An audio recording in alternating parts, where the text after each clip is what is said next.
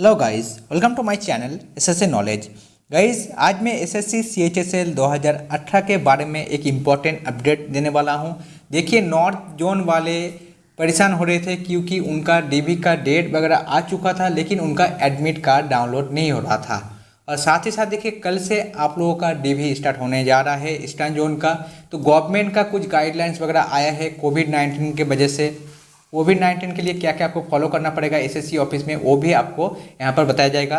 साथ ही साथ कुछ आपका डाउट जो स्टूडेंट से लिया गया है, जैसे एससी एसटी ईडब्ल्यूएस कैंडिडेट के लिए है, डिग्री आपका हायर डिग्री आपके पास है, सर्टिफिकेट ले जाना पड़ेगा या नहीं, सब कुछ जो है इस वीडियो में मैं थोड़ा बहुत डिस्कस करने की कोशिश करूँगा। तो चलिए, पहले आपको मैं नॉर्थ जोन में आता हूँ। देखिए, नॉर्थ जोन वालों का प्रॉब्लम क्या हुआ था, उनका शेड्यूल जारी नहीं किया गया था, जो कि मुझे लगता है एसएससी को करना चाहिए था। इसीलिए बच्चे जब उनका रजिस्ट्रेशन नंबर या आपका नेम वगैरह, roll number, date of birth वगैरह जो फिल कर रहे थे ऑफिशियल वेबसाइट में जाके एडमिट कार्ड डाउनलोड करने के लिए, उसके रिमार्क्स में आ रहा था इनवैलिड या आपका इनकरेक्ट करके जो है आ रहा था। अब बच्चों में डाउट आ रहा था कि भाई मेरा यहाँ पर जो है डीबी होने जा रहा है या नहीं। क्योंकि देखिए, अगर वो लोग लिख देते हैं कि भाई नेक्स्ट फेज में होगा या इस फेज में नहीं है, जिससे शायद सेंट्रल जोन वाले ये सब रिमार्क्स दे रहे हैं, तो इसलिए सेंट्रल जोन वाले बच्चे में इतना प्रॉब्लम नहीं है। लेकिन नॉर्थ वाले इनवैलिड लिख रहे थे, इसीलिए बच्चों को प्रॉब्लम आ रहा था कि भाई मेरा डीबी नॉर्थ जोन में होगा या अलग जोन में होगा, इसीलिए वो कन्फ्यूजन में थे। तो चलिए, कम से कम नॉर्थ जोन वालों के पास ये बात पहुँचा और उन्होंने शेड्यूल वगैरह जारी किया, जो कि लगता है मुझे कि सभी जोन को करना चाहिए।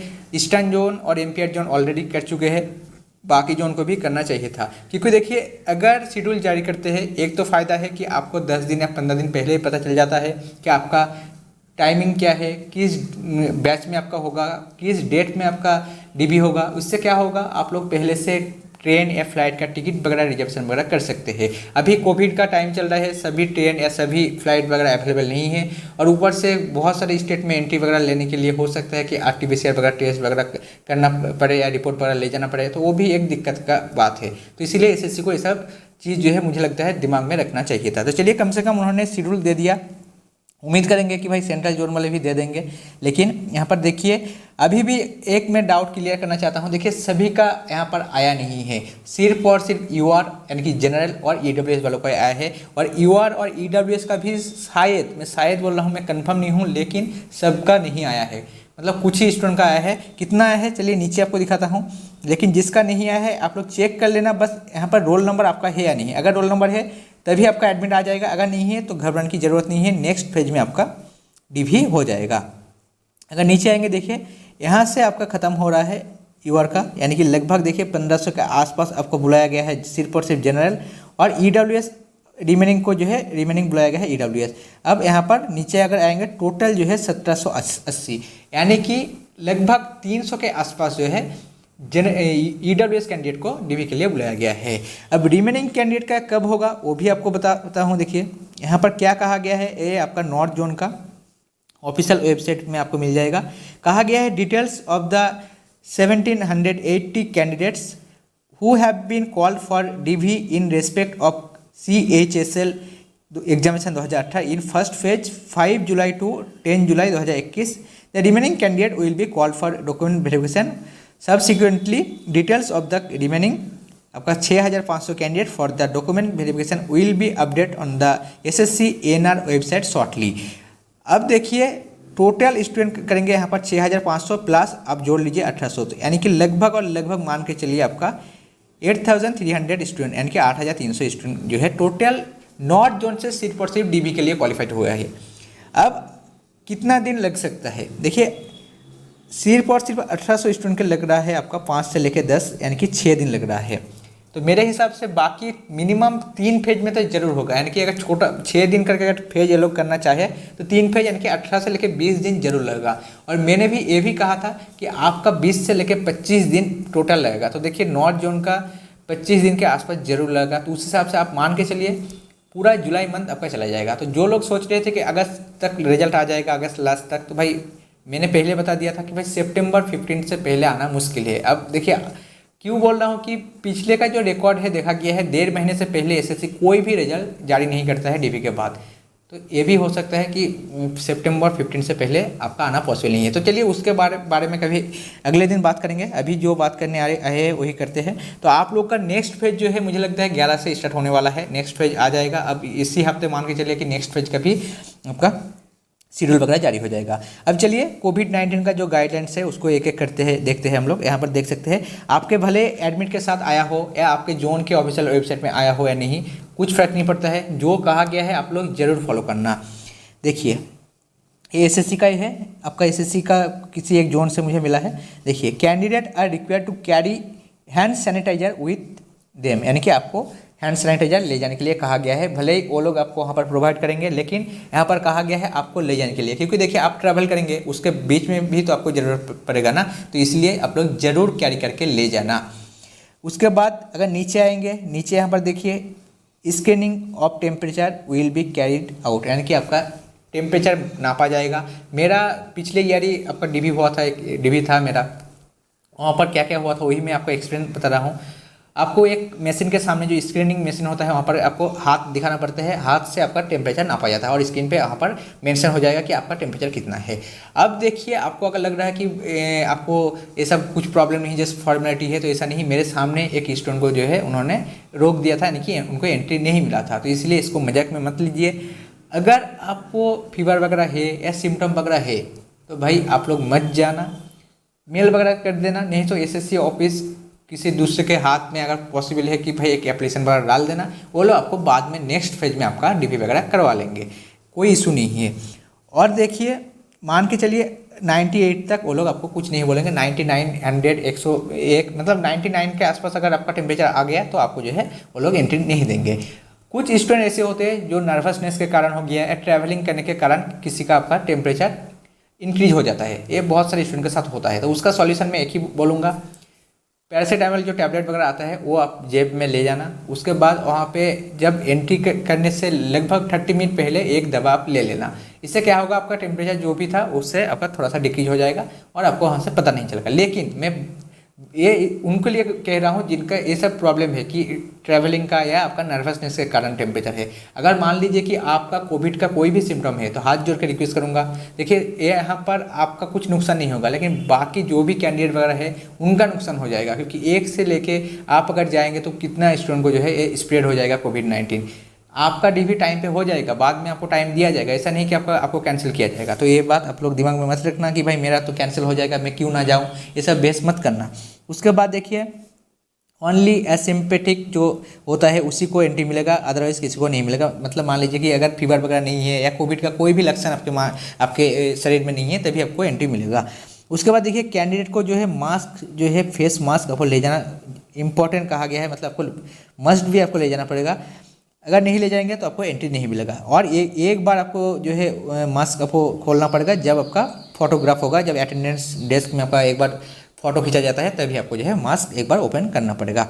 उसके बाद देखिए नीचे अगर आएंगे candidate are advise to avoid using lift जो होता है वो आपको अवॉइड करने के लिए कहा गया है। क्यों कहा गया है, देखिए ऐसा नहीं, एसएससी का जो सीजीओ कॉम्प्लेक्स में जो बिल्डिंग होता है वहाँ पर सिर्फ और सिर्फ एसएससी का ही ऑफिस है, बहुत सारे मिनिस्ट्री या बहुत सारे डिपार्टमेंट का ऑफिस होता है, तो वो लोग भी वही लिफ्ट यूज़ करते हैं। अब मान लीजिए उसी में किसी को अगर कोविड वगैरह 1-2 दिन पहले या इसी हफ्ते हुआ है तो आपको नुकसान हो जाएगा, तो इसीलिए अवॉइड करने के लिए कहा गया है। तो आप लोग जरूर अवॉइड करना, एक दिन मेहनत करके आपका 6 फ्लोर 7 फ्लोर जिस फ्लोर में आपका ऑफिस है थोड़ा सा मेहनत करके आप जो है सीढ़ी से चला जाना।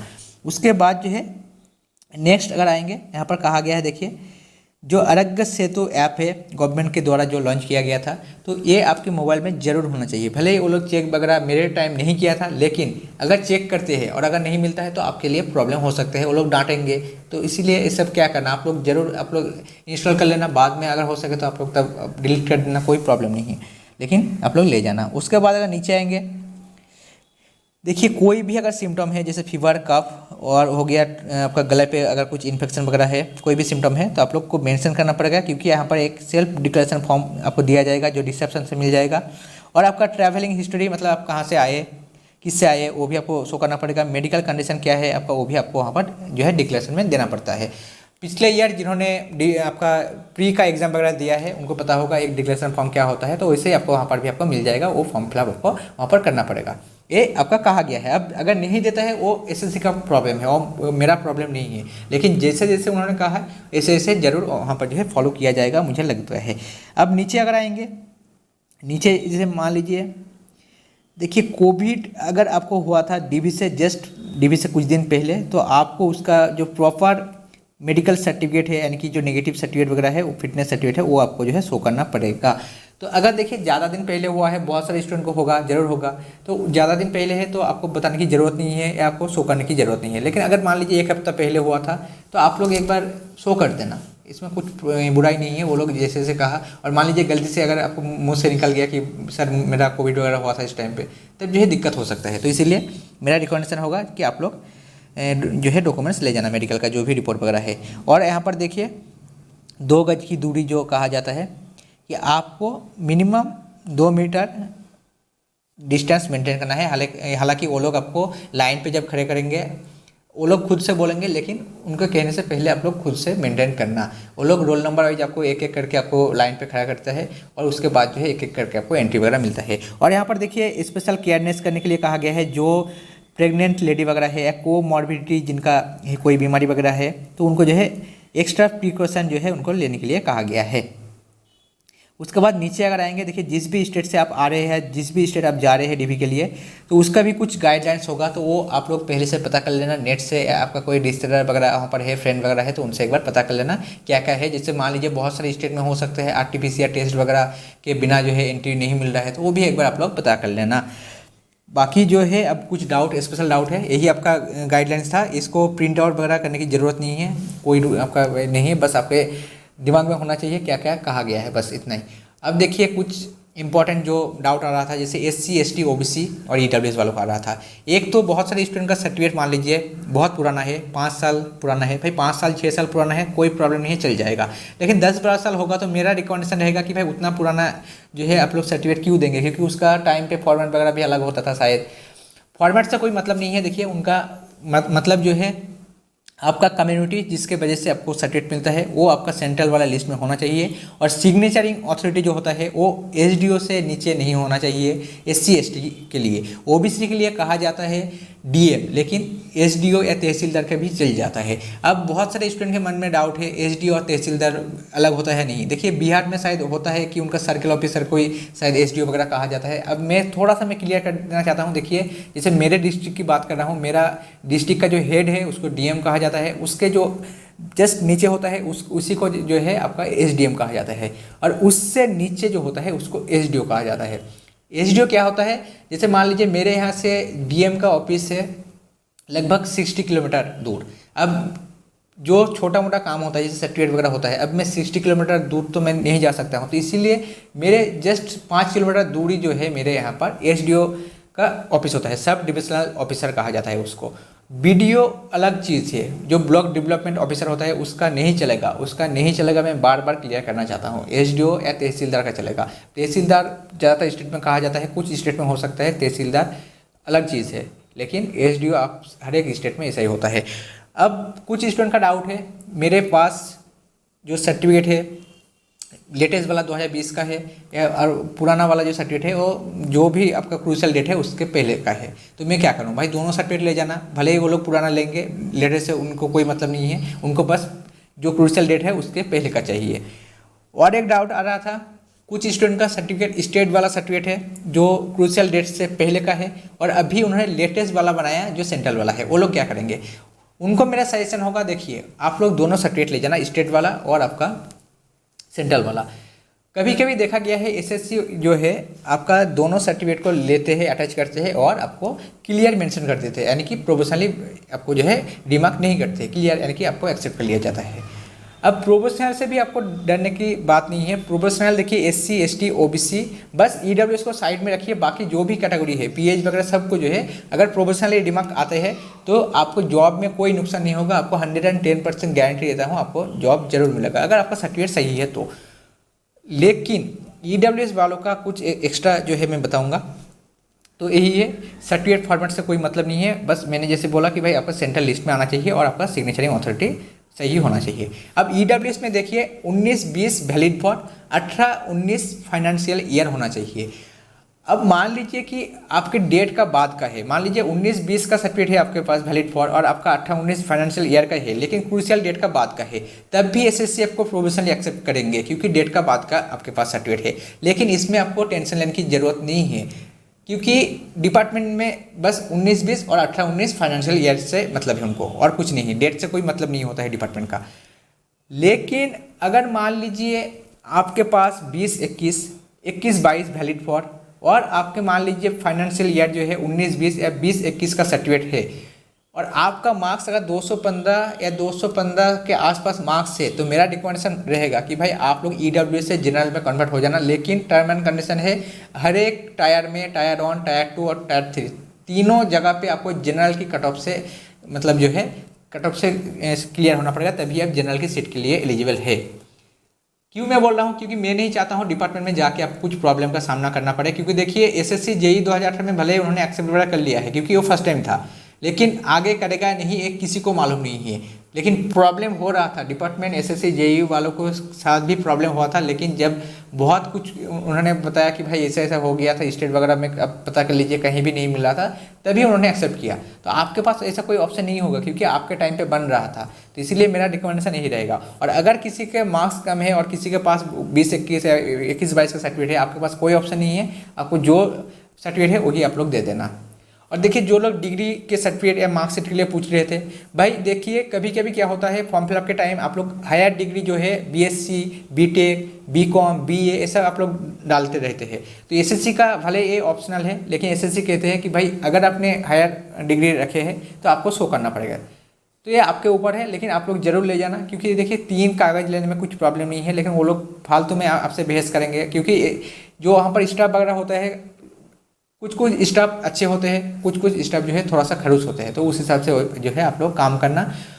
और ओबीसी वालों को मैं बोल देना चाहता हूँ, आपका सेंट्रल जोन में अगर आपका डीबी है, सेंट्रल जोन में ओबीसी एससी एसटी वालों को सभी को जो है वो लोग प्रोविजनली एक्सेप्ट करते हैं। तो इसमें भी घबराने की जरूरत नहीं है, भले आपका डेट का पहले का क्यों ना सर्टिफिकेट हो तब भी वो लोग आपको प्रोफेशनली एक्सेप्ट करते हैं। तो इसमें भी घबराने की बात नहीं है। तो चलिए यही अपडेट ना था। देखिए मेरा कट ऑफ के ऊपर वीडियो हो गया या आपका ऑप्शन फॉर्म के ऊपर वीडियो हो गया, सब कुछ मेरा डिस्क्रिप्शन में दे दूंगा, टेलीग्राम ग्रुप का लिंक दे दूंगा। अभी भी अगर कुछ डाउट वगैरह आ रहा है तो आप लोग मुझे टेलीग्राम ग्रुप से पूछ सकते हैं, नहीं तो कॉल वगैरह भी टेलीग्राम से आप लोग कर लेना। जो भी अगर ज़्यादा डाउट वगैरह है तो आप लोग मुझे पूछ सकते हैं। तो चलिए यही अपडेट देना था। उम्मीद है आपको वीडियो अच्छा लगा है। अगर वीडियो अच्छा लगा है तो वीडियो को लाइक एंड शेयर जरूर करना और मेरे चैनल को सब्सक्राइब कीजिए ताकि एसएससी रिलेटेड कोई भी अपडेट आपको सबसे पहले मिलता रहे।